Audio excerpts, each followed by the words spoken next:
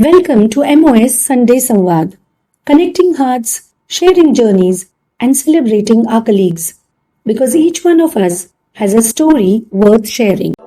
Hello all, this is Dr. Aarti Kabra, a practicing ophthalmologist from Pune. Today I'm going to share my story with you all. Apparently it was a picture-perfect life, good career, lovely kids, wealth enough to have a comfortable life, supporting loving husband, own house, car, so on and so forth. Medical profession often overburdens us with work so much that we lose our youth working endlessly. Hectic schedules, mental and emotional stress, untimely eating, lack of guided exercise, pregnancies, everything led to me crossing the red zones on the BMI meter. And our society is driven by unrealistic standards of beauty and perfection. We often refuse to believe that we can have health issues until they actually knock the door. I had ligament tear, frozen shoulder, post-chikungunya joint pains, carpal tunnel syndrome, perimenopause, and countless more health challenges. I kept fighting my health battle silently, smiling socially, working professionally, trying to cope up in my own way. "You're handling it so well," said the world. But I was going insane, crying in silence, and wearing a smile that lied better than any mask.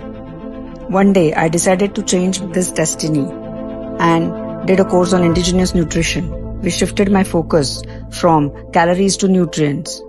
And then I joined a fitness studio, giving myself one last chance.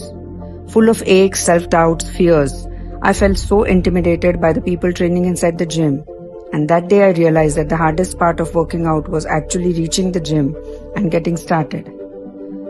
I am a vegan and was told that I will never be able to build strength based on plant-based food.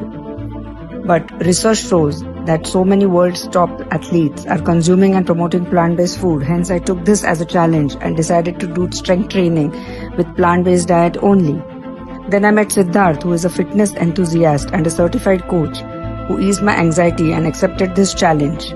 His dedication, scientific training, methodical documentation of workouts and progress slowly added up, making me more and more optimistic. Soon my focus shifted from weight loss to strength gain, and I started working on my body composition. I started training not to shrink but to become strong and powerful. The training was no longer for aesthetics but to become more independent, to move without pain, to carry my own bags, to climb stairs with ease, to be able to sit and get up from a floor. Thereby, in the gym, I was not only rebuilding strength but I was rewiring my trust and faith that I am much more than what my body looks like.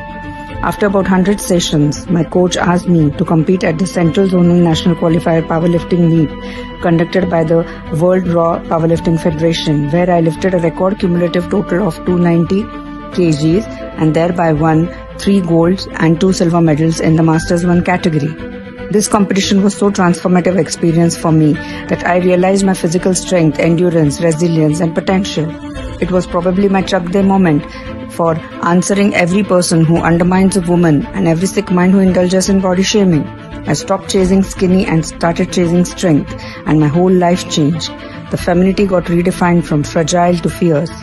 And then I realized that strength isn't just about how you look, it's about how confident, independent and what kind of example you are setting for others. It was no longer just an exercise, it became a break from the noise. It was a reset of my energy, release of all my worries. Suddenly the whole world saw me not as a fat woman but a lady with astonishing strength. The ridicule became respect.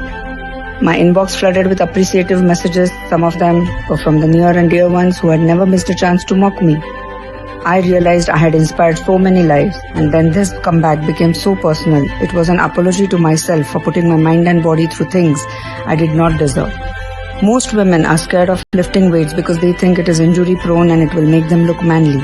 But the truth I realized was that it will only make you unstoppable, physically resilient, mentally unshakable, strong, confident and peaceful. With iron in my hands and fire in my soul, I not just lifted weights, but I lifted my limits. And I realized that if I can do this at the age of 49, anyone can. This indeed is just the beginning of a new journey.